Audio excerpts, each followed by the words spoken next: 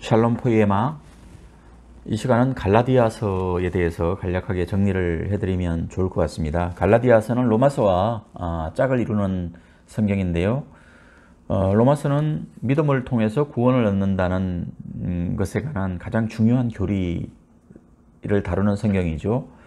갈라디아서도 마찬가지로 믿음으로 구원을 얻고 얻은 구원이 믿음으로 유지된다는 것, 이런 것에 대한 성경의 기록이라고 보면 될 것 같습니다. 다만 로마서의 기록이 AD 60년경에 기록되었다면 갈라디아서는 조금 더 빠른 시기에 AD 51년에서 54년, 5년 사이에 기록된 것이기 때문에 성경 중에서는 매우 빠른 사도 바울의 서신 중에는 상당히 빠른 내용이라고 이렇게 보면 될 것 같습니다. 갈라디아서의 헬라어 제목은 프로스 갈라타스라고 해서 갈라디아인들에게 라는 뜻입니다. 갈라디아 지방은 바울이 처음으로 선교 여행을 한 곳으로 아마 감회가 남다른 곳이었을 겁니다. 그런 갈라디아 교회에서 바울이 전한 복음을 변질시키는 유대주의자 무리가 있었습니다. 이 편지는 유대주의자들에 맞서서 율법과 복음의 문제를 다루고 있습니다. 바울은 자신이 전거한 그리스도의 복음 외에 다른 복음은 없으며 다른 복음을 전하는 자들은 저주를 받을 것이라고 강조합니다. 바울은 이를 뒷받침하기 위해서 유대교회에 있었던 자신이 하나님의 교회를 박해했었지만 하나님의 택하심으로 사도가 된 내력을 간증하였습니다. 바울은 베드로가 유대인의 사도로 부름을 받은 것처럼 자신은 이방인의 사도로 부름받았다고 하며 오직 믿음으로 의롭게 된다는 것을 강조합니다. 하나님 앞에서 아무도 율법의 행위로서는 의롭다 할 수 없다. 율법은 단지 초등교사가 되어서 사람의 죄를 깨닫게 하기 위한 것이고, 그래서 우리는 예수 그리스도를 믿는 믿음으로 순전한 은혜로 구원을 얻는다는 것을 갖다 강조합니다. 어떤 사람은 행위로 구원을 얻는 것을 강조하는 사람들도 있고, 또 구원까지는 아니라 하더라도 행위를 지나치게 강조하는 경우가 있는데, 행위를 지나치게 강조하다 보면 예수 그리스도의 십자가의 사역을 무력화시키는 문제가 생길 수가 있습니다. 바울은 우리가 육체를 따라 난 자가 아니고 성령을 따라 난 자이니 육체를 좇는 유대주의자들의 교훈을 벗어버리고 오직 그리스도 안에서 은혜의 법을 쫓으라고 갈라디아 교회를 염려합니다.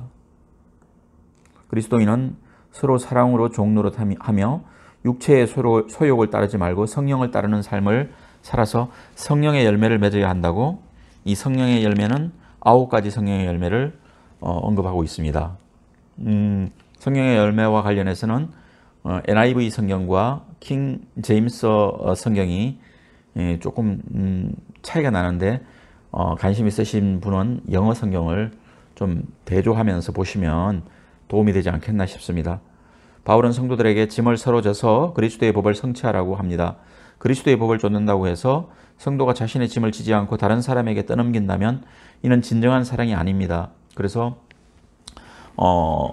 짐을 서로 지라 하는 어떤 갈라디아서의 말씀을 좀 묵상을 하면서 정말 공동체 안에서 우리가 져야 할 짐이, 각자가 져야 될 짐이 무엇인지에 대해서 고민을 하는 것이 매우 중요하다고 생각이 듭니다. 그래서 갈라디아서 6장 2절에 보면은 너희는 서로의 짐을 지라 그리하여 그리스도의 법을 이루라는 그런 말씀이 있는데요.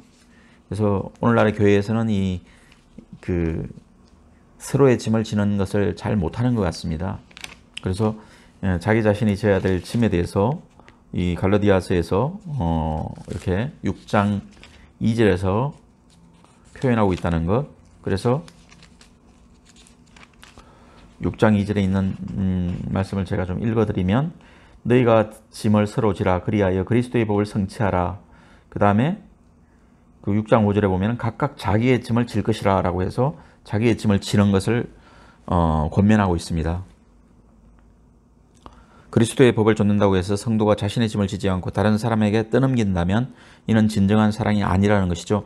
성도인 우리는 그리스도의 십자가 외에는 그 어떤 것도 자랑할 것이 없고 자랑해서는 안 된다고 이렇게 사도 바울은 기록하고 있습니다.